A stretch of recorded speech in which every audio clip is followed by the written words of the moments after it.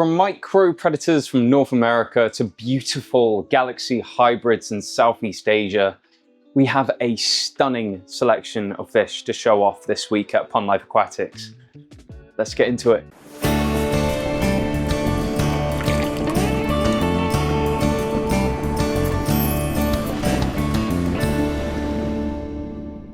Hello and welcome back to another video. My name's Harris Bard, Pond Life Aquatics and Tropical Fish London. We do things a little bit differently here at Pond Life Aquatics. We organise everything in our fish house continent by continent, and the reason we do that is because it helps people to understand where their fish are from in the world, which then allows them to create biomes or biotopes or specific regional fish tanks. Also, we occasionally have schools in, and it helps us to educate them on where different fish are from in the world as well.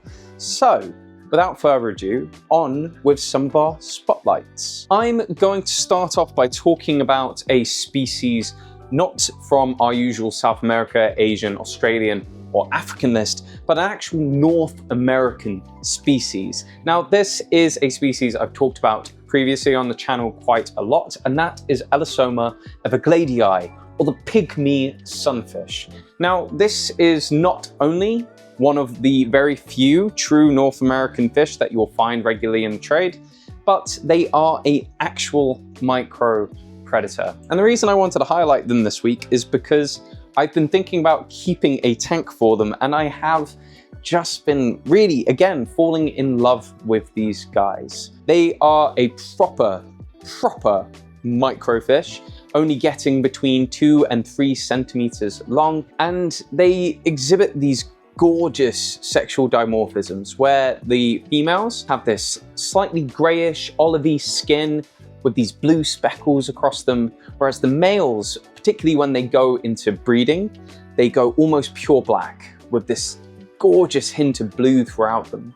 Now, these guys have a very short lifespan, only living maybe 1 or 2 years, and the idea of keeping these guys is keeping them in a way that will allow them to breed, which they will readily do in captivity. Found in places like the Florida Everglades, they really enjoy well-planted, swampy environments. And I actually picked up a WEO 45-litre scaping tank, which is a shallow, long tank, which would be ideal for something like these guys. So what I've been toying with the idea of doing is setting up either a true North American biome or just setting up a species-only breeding tank for these pygmy sunfish to show off exactly how to do that for you guys. And if that's something you're interested in, please let me know in the comments below. I've got the tank already. It's something that I'm really interested in doing, but there are other fish that I think will go well in there as well. If you are interested in keeping something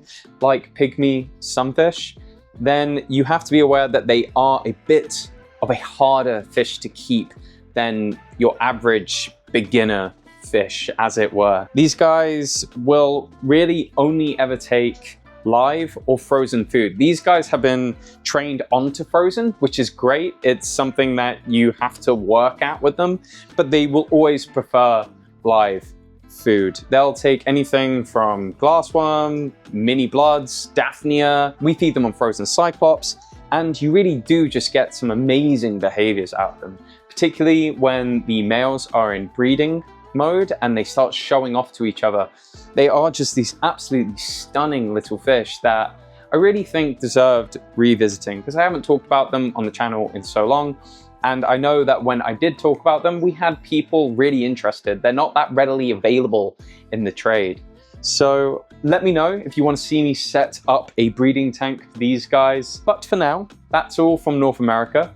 Let's talk a little bit more about South America. Moving down in the fish house, there is one tetra species that we've got in this week that I do want to highlight again, and that is the Rathbunii tetra, or red bloodfin tetra as they're commonly known. And I absolutely adore the species, and I feel like they are something that is overlooked in the trade as a whole, and they are one of those fish that really deserve a second look at, particularly for people who keep community tanks or are interested in less regularly seen tetra species. Rathbunii tetras are native to the Rio, Paraguay, and they are this absolutely stunning little fish. You can see why they're called bloodfins commonly, because they have this amazing red coloration through their tails.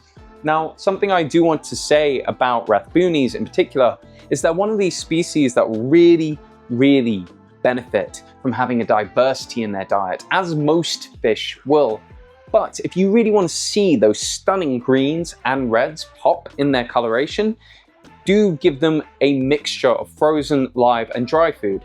And something that a lot of people will do when keeping fish is they won't give them a diversity of dry foods or anything else.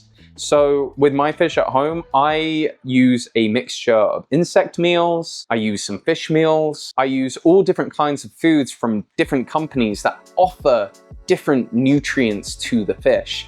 And there are certain foods and feeds that will highlight different colors. So I found that the Tetra Pro Crisp is actually really good for bringing out reds. Whereas if you want to bring out greens, giving them more of a algae flake or spirulina flake is really good. That krill food from Fish Science, which is typically a marine food, is really good at bringing out a diversity of different colors. And I think it's that natural protein that really helps them. Additionally, feeding your fish on different vegetables can really help bring out coloration as long as you blanch them and then put them into the aquarium after they've been disinfected. Don't just throw raw vegetables into your tank. There's loads of pesticides on a lot of vegetables that we buy, and although they're fine for us, they can be harmful to your fish. But if you wanted to keep Rathbunii tetra, they are one of those really easy to keep species. Because they are from the Rio, Paraguay, they have a huge diversity in water qualities throughout the year as the seasons change. Although you do want to be keeping stable parameters in your aquarium at all times, these guys can tolerate it, which makes them a really great choice for a beginner fish keeper in a community that wants something that's a little bit different. And I do feel like Rathbuniis in particular are one of those things that when you explain this to someone, they do just fall in love with them. And I think they are one of those very pretty tetra species that unfortunately gets overlooked, but are definitely worth revisiting. Now, moving down into Asia, we have one of my absolute favorite nanofish and a favorite of a lot of people online and the subject of a lot of YouTube videos. We have the sparkling gourami.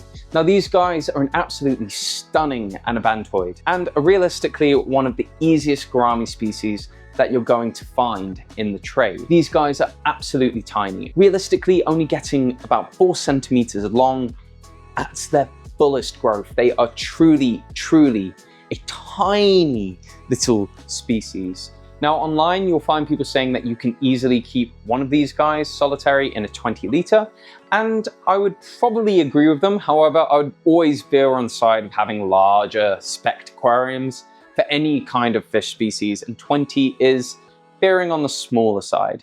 If I wanted to keep sparkling gouramis though, which is the other species I was thinking about keeping in that 45 litre long, I would be thinking about keeping a group of them in a heavily planted aquarium. And that's really when they thrive. Sparkling gouramis in particular have always been highlighted online as one of these fish that can go really well in nature aquariums. Because they have this labyrinth organ that a lot of anabantoids have, it means they can breathe oxygen from the surface, and having a high oxygen level in the tank isn't that necessary to keep them. They will thrive in environments that almost have no flow through it at all. Keeping these guys in a small group will really show off those amazing mating behaviors that they have. The males in particular have a lot bolder coloration than their female counterparts, but when they do go into that breeding mode, they can be fiercely territorial with each other, which really starts to show off these amazing behaviors as they compete for dominance so that they can breed and pass on their genes to the next generation. They are just one of those absolutely amazing little nanofish that if you are keeping a small 30 litre or something like that and you want something that's just got so much personality and beauty to them, particularly with those gorgeous little blue eyes. Sparkling gourami, you just really can't go wrong with them. Very hardy, very easy to keep. And it's easy to see why, again, people online just absolutely adore this little anabantoid. Now, moving down into the end of Asia, we've actually got a couple of species that I want to highlight this week, but we'll begin in this goldfish tank here. And I wanted to highlight these amazing red cap orandas that we got in. Now, these are a 100% human intervention species, but they are just one of those iconic fancy goldfish that I know so many people are interested in keeping. Kind of tying into the gift giving videos that I've started doing. I released one earlier this week. Goldfish really aren't the ideal choice for a beginner or a gift. Realistically, red cap orandas need a minimum of 150 liters for a single pair of them, which is a fact that genuinely scares off a lot of people from keeping goldfish, which realistically it should. And unfortunately, there are a lot of fish stores out there that will just sell people goldfish for vastly undersized aquariums. But if you are wanting to keep these guys effectively, the bigger the aquarium, the better. Orandas can actually be kept outdoors in heated ponds. They won't really survive the winter all that well. And it's because they do just get genuinely huge. They are a carp species, which means they can live between 15 and 20 years. And although they won't get that huge length that regular comet goldfish will get, they actually just get fattened almost like small grapefruit size once they reach their full maturity. Now, people love them because they swim around clumsily. They aren't the best swimmer because they've been bred to be that way. And they have these amazing wens, which is the actual name of the cap of their red cap. And that will carry on growing throughout their lives. And now they are a bit controversial because they are one of those species that does develop issues because of their inbreeding. Sometimes their wen will absolutely cover their eyes completely and you'll have to trim it back, whether or not you're brave enough to do that as an owner or you will get a fish vet in to do so. But realistically, if you are going to keep fancy goldfish like red caps, you should realistically only be keeping them in a species-only tank, ideally something like a 300 liter for a very small group. And these are pets that you will have for a long time, 15 to 20 years, as I said, and they will learn to recognize you as their owner. They'll beg for food. And if you want to keep them that long, make sure you give them a diversity of different dry foods, as I talked about earlier, giving them a mixture of live food, things like bloodworm, and supplementing their diets with things like peas and courgettes to make sure they don't get too bloated and they can easily poo effectively. Not my thing, but I do see why people absolutely adore fancy goldfish. And these guys are amazing little specimens. Now, in the tank above them, although last week they were extraordinarily skittish and I didn't really get to talk about them, we have Melon barbs in stock. We've only got a few left, but I did want to talk about them because they are just such a stunning variety of barb. Realistically, they need an 85 liter aquarium to get on well, and they hail from India. The females have this gorgeous peachy body with the black lines across them, whereas the males get this melon-like coloration, that pinky red that really starts to pop when they go into breeding mode. They are one of the more active barb species, and realistically, I would compare them to something like a tiger barb in terms of their behaviors. You don't want to be putting these guys in with long fin varieties of fish. They will just absolutely muller them. But inside of a barb tank like this one behind me, they get on absolutely beautifully, and they offer just another diversity of coloration inside of a barb tank. Those behaviors of watching them chase is just something that you can't get enough of. And as I've talked about again and again on this channel, I think barb tanks are something that will always be of interest to anyone who has something like a 200, 250 liter aquarium. Just have that diversity of barbs bombing around the space, showing off those amazing colors. They really are just a staple of the aquarium trade. And when you can highlight different species like the melon barb, I don't think you can go wrong. Now, over in this side of Asia, I wanted to highlight something really cool that is only realistically a thing because of the domestication of fish. We have two different types of Galaxy Rasbora in. Now, that's not to say that they're two different species. They are both still Danio margatitatus. I think that's how you pronounce it. But they have this ever so slight difference in their coloration. Now, these guys in here are quite skittish. They are still settling down, but you can definitely see there is this slightly blonder look to them in their bodies, as opposed to the full-blown Danio margatus that we have in the previous weeks. Now, obviously, the galaxies that we've had in for a while are bigger, they're better fed, they are showing off those amazing different sparring behaviors between males, whereas these guys are kind of hiding a little bit more. If you look at the coloration on their body difference, I think it just highlights something really interesting about different breeding practices and the different colorations you can get out of an individual species when they are captive bred in a interesting and dynamic way where you can get these different coloration lines. Whereas the larger galaxies that we have in definitely have that deeper blue body with much more spots to them. The smaller guys that we have this almost blonder look. There's less spots, so they have that deeper purple along their body. And they're both equally as stunning. Both will have the exact same requirements, and hopefully these guys will settle in really nicely.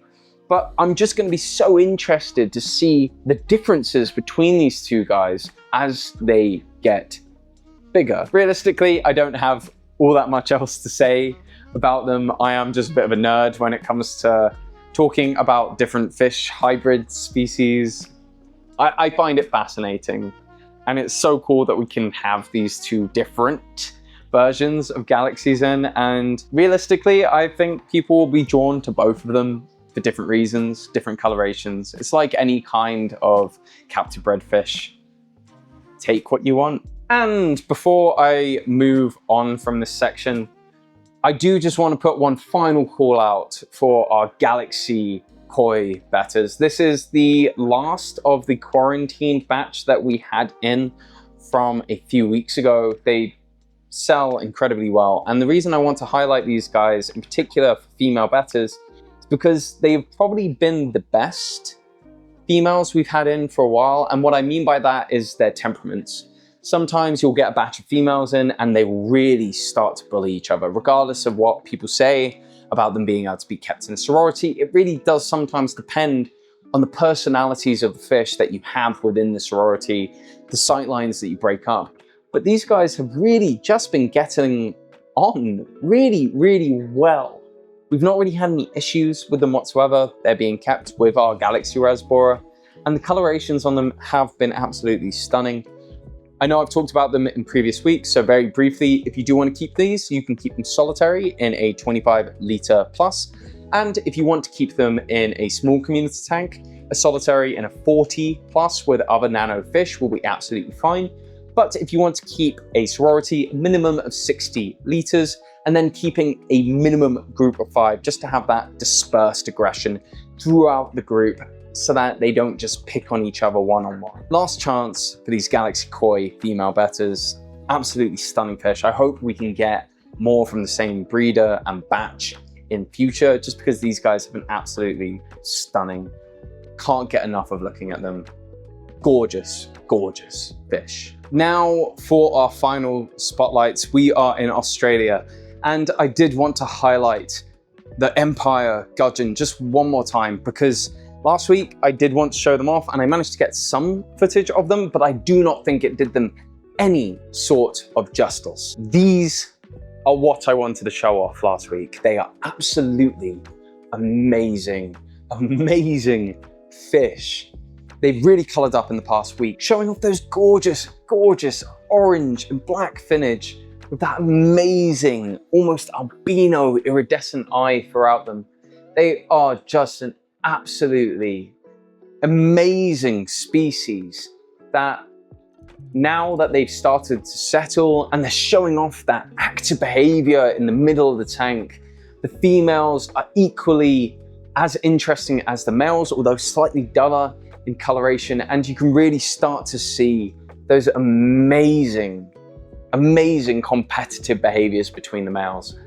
I know I'm saying amazing a lot. I know I'm talking about them as if they're the greatest fish ever, but really, I've never seen a fish color up this quickly in a week. Ideal for people who are looking for something a little bit more interesting in like a semi-aggressive, larger community tank. Really can't recommend them enough. And then finally, in Australia, I did want to talk about our Sepik Red Rainbow Fish that have started to color up in these amazing ways. Again, their tails starting to get those really hot red colorations through them. And I had a few people asking about some larger Australian fish, particularly rainbows that we had in. And I did just want to highlight these guys now that they have colored up that little bit more. They're really just chilling out in the Paskai tank as well. Those Paskais are just insane. Australia at the moment is just looking absolutely phenomenal. Oh man, those Empire Gudgeons are just, they're just something else. They are something else when it comes to fish. They are so interesting, absolutely beautiful. And that is it for highlights from me here at Pond Life Aquatics this week. I do just want to say we have some Black Friday deals on at the moment. If you've been a fan of this channel, you will remember that I used to keep a Bentosi tank when I lived with my parents. That is an Aqua Bowfront 60 aquarium, which is about an 80-litre aquarium. It's because they measured the front. It's a weird naming choice, but they are one of my absolute favorite aquariums. The only reason I didn't carry it on is because it's really difficult to film with that bow front glass. They were always a little bit expensive. We have now these amazing deals on them in store. We've only got 2 left. They're end of line. They come with stands. We've got the larger one that's about 114 litres, including filtration in the back. They come with everything you need: heater, lighting, filtration, stands. Online, they're going for like £500. We've got the larger one, I think, at 275. I think we've got the smaller one at 235. This is for everything. And that's only until the end of this month. When they're gone, they're gone. So if you are in the market for an absolutely stunning new tank and you need a stand, or you want something really special for Christmas, do come down and check that out. Additionally, we also got the new Fluval Flexes in stock. They have the upgraded light system on them. They've got that better filtration than they did in previous models, more adaptable in terms of their output flow.